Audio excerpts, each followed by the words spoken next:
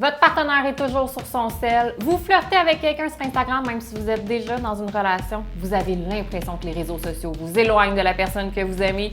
Vous n'êtes pas seul. Bienvenue en 2021.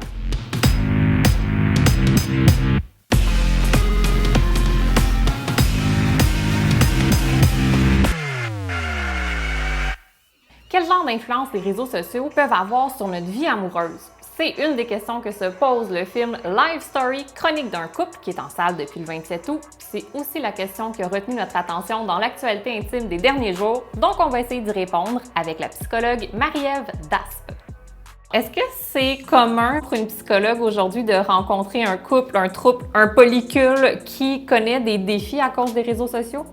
Oui, c'est fréquent. En même temps, ça va prendre des formes différentes. Pour certains couples, ça va être des petits problèmes mineurs, alors que pour d'autres, ça va devenir des problèmes un petit peu plus importants qui vont être un petit peu plus difficiles à dénouer. Quel genre de problèmes les réseaux sociaux font naître ou exacerbent peut-être dans une relation? Ce que la recherche documente le plus en ce moment, c'est par exemple l'interférence des réseaux sociaux dans les moments de couple. Donc, par exemple, les partenaires qui vont regarder leur téléphone, qui vont avoir une conversation avec quelqu'un d'autre en ligne pendant que les partenaires passent du temps ensemble. Donc, ça peut créer comme un sentiment de déconnexion, un sentiment d'interférence, comme je le disais tout à l'heure, des désaccords par rapport à ce qui est acceptable de publier sur les réseaux sociaux, à ce qui devrait plus relever de la vie privée. On peut, par exemple, voir une photo de notre partenaire avec un ex-partenaire amoureux, puis ça peut susciter de la jalousie.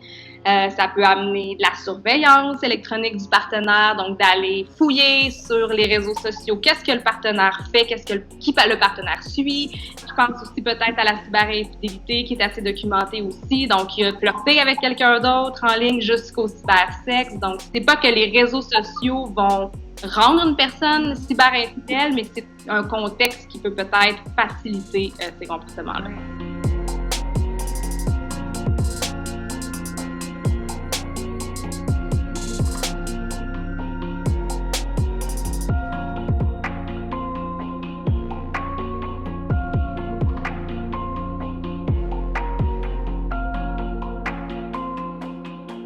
Qu'est-ce qu'on peut faire, nous, pour avoir une utilisation saine des réseaux sociaux? Est-ce qu'il y a des balises qu'on peut garder en tête pour garder notre relation en sécurité?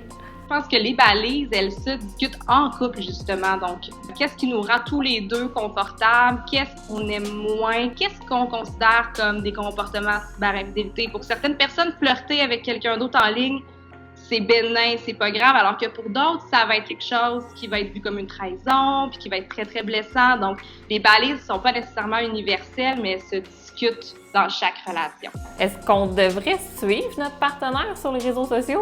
La recherche montre qu'il y a des personnes qui sont plus enclines à ressentir de la jalousie quand elles sont exposées aux réseaux sociaux, au contenu du partenaire sur les réseaux sociaux. Donc, des gens qui vont plus facilement se sentir insécures, qui vont plus facilement avoir des menaces à la relation. Donc, peut-être que pour ces personnes-là, c'est peut-être mieux de pas trop fouiller ou de pas faire exprès pour aller monitorer ou surveiller trop ce que le partenaire fait, alors que pour d'autres, ça va pas générer particulièrement d'insécurité. Donc, c'est peut-être pas dommageable. C'est important que chaque personne prenne conscience, justement, de l'impact que les réseaux sociaux ont sur eux, ont dans leur relation, puis ajuster l'utilisation qu'on en fait en conséquence.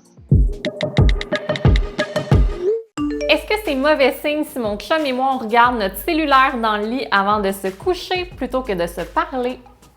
Si, par exemple, avant de se coucher au lit, c'est le seul moment que le couple a pour se retrouver, ça nuit peut-être à l'intimité, à la connexion entre les partenaires. C'est vraiment de voir, est-ce qu'on a l'impression que ce comportement-là interfère dans l'intimité avec le partenaire ou c'est assez bénin, puis on a d'autres moments privilégiés qu'on aime mieux, qu'on préfère à d'autres moments de la journée. Comment faire pour gérer l'offre immense pour pas idéaliser les gens qu'on fréquente sur les réseaux sociaux puis se dire qu'on serait mieux avec eux au fond? Ce que la recherche montre, en effet, c'est que plus on a d'alternatives intéressantes, plus on est exposé à des alternatives intéressantes, plus ça peut être tentant. Puis, une chose à laquelle il faut penser, c'est que les réseaux sociaux nous donnent beaucoup d'informations sur l'autre, mais en même temps très peu. Donc oui, on va savoir l'âge, l'apparence physique, les amis, les intérêts, on peut inférer un peu la personnalité.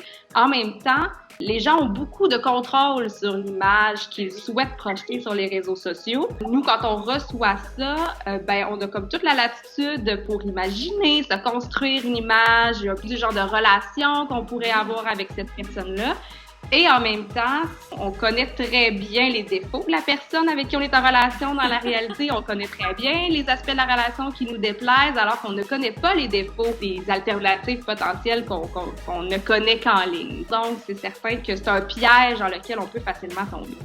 Comment savoir si j'ai vraiment envie d'ouvrir ma relation ou si je subis la pression des réseaux sociaux qui mettent quand même de l'avant des nouvelles configurations amoureuses? Le couple traditionnel monogame n'est clairement plus le seul en vogue. Ça ne veut pas dire que c'est pas un bon modèle non plus. Ce qui est clair, c'est que la réponse à ce qui nous convient, elle n'est pas sur les réseaux sociaux. La réponse, c'est nous qui l'avons. Ce qui convient à d'autres personnes sur les réseaux sociaux peut ne pas nous convenir à nous, d'une personne.